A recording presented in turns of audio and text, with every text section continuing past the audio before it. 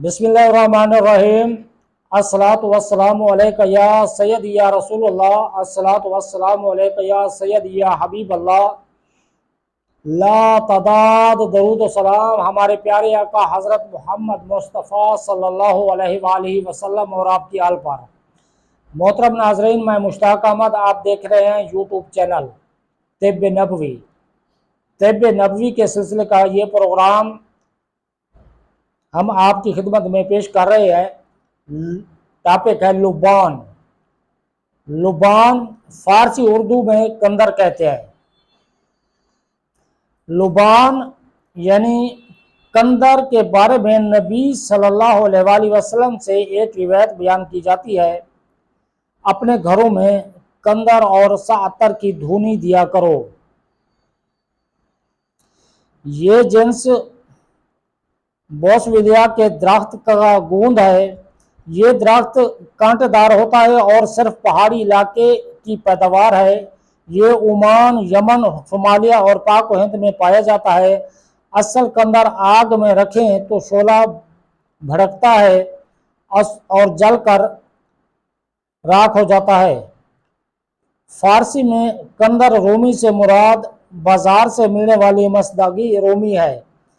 اس کی شباہت اور خاص کندر سے ملتے جلتے ہیں، تاہم یہ دونوں الگ الگ ہیں اور ایک دوسرے کے بدل کے طور پر استعمال ہو سکتی ہیں۔ تقویت حافظہ کے لیے شہد کے ساتھ اس کا استعمال فائدہ بخش ثابت ہوا۔ بنیادی طور پر تو اس کی دھونی لینا زیادہ معروف ہے۔ اس کا نقو بھیگی ہوئی دوا کا پانی سینے کے امراض میں استعمال ہوتا ہے، حیض بھی جاری کرتا ہے۔ اس کا تیل کان کے امراض میں بھی مفید ہے، لیکن یہ صحیح سند سے ثابت نہیں۔ البتہ سیدنا علی رضی اللہ تعالی عنہ سے ایک روایت ملتی ہے کہ ایک آدمی نے نسیان کی شکایت کی تو سیدنا علی رضی اللہ تعالی عنہ نے فرمایا، کندر استعمال کرو، وہ دل میں بہادری پیدا کرتا ہے اور بھولنے کا امراض ختم کرتا ہے۔ سیدنا عبداللہ بن عباس رضی اللہ تعالی عنہ سے روایت ہے کہ کندر میں شکر ملا کر نہار منہ کھاؤ، یہ زیادہ پیشاب آنے اور زیادہ بھول چوک کی بیماری کے ازالے کے لیے مفید ہے۔ سیدنا انس رضی اللہ تعالی عنہ سے مروی ہے کہ ایک آدمی نے ان سے نسیان کی شکایت کی تو انہوں نے فرمایا، کندر لے کر رات کو پانی میں بھگو دو، صبح نہار منہ پی لو، یہ نسیان کا بہترین علاج ہے۔ نسیان، مرض نسیان اور اس کا سبب۔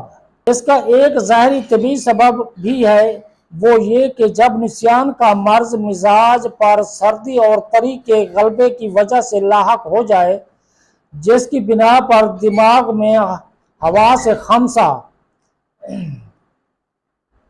وہ بنیادی پانچ قوہ جو چیز کا احساس کرتے ہیں، یعنی سننا، دیکھنا، سونگھنا، چکھنا اور چھونا، انہیں ظاہری حواس خمسہ بھی کہتے ہیں۔ حواس خمسہ کے ذریعے سے جو چیز پہنچتی ہے وہ اس میں محفوظ نہیں رہتی، تو ایسی صورت میں کندر کا استعمال مفید ہے۔ اگر نسیان کا سبب کوئی اور عارضی چیز ہو تو تر خاصیت کی دواؤں کے ذریعے سے اسے جلدی ختم کیا جا سکتا ہے۔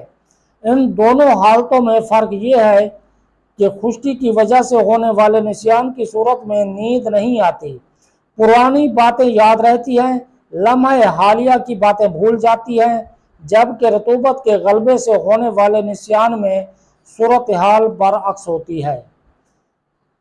کندر کی خاصیت اور فائدے۔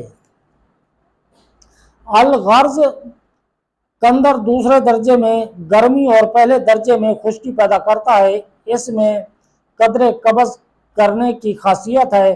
اس کے فائدے بہت ہیں اور نقصانات بہت کم ہیں۔ اس کے چند فائدے یہ ہیں، یہ نکسیر پھوٹنے یا کسی اور شکل میں خون بہاؤ کو روکتا ہے، معدے کے درد اور پیٹ جاری ہونے کی صورت میں مفید ہے، کھانا ہضم کرتا ہے، باد شکم ختم کرتا ہے، زخموں کو منمل کر کے تازہ گوشت پیدا کرتا ہے، کمزور معدے کو قوت اور حرارت بخشتا ہے، بلغم خشک کرتا ہے، سینے کی رطوبتیں ختم کرتا ہے، آنکھ کی تاریکی دور کرتا ہے، خراب ہو جانے والے زخموں کو پھیلنے سے روکتا ہے۔ سادہ کندر یا ایرانی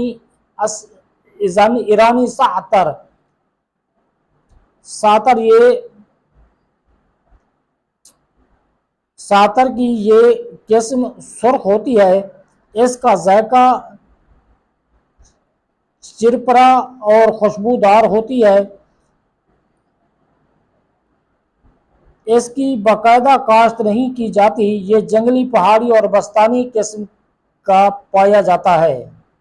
سادہ کندر یا ایرانی زعتر کے ہمراہ چبانے سے بلغم اکھڑ جاتا ہے، زبان کی بندش کا خاتمہ کر دیتا ہے، ذہانت میں اضافہ کرتا ہے۔ اگر پانی میں اس کی دھونی دی جائے تو اس کے وبائی اثرات معدوم کر دیتا ہے۔ اسی طرح ہوا میں وبائی اثر موجود ہو تو اس کی دھونی اسے بھی ذیل کر دیتی ہے۔ اب تک کے لیے اتنا ہی، اللہ حافظ۔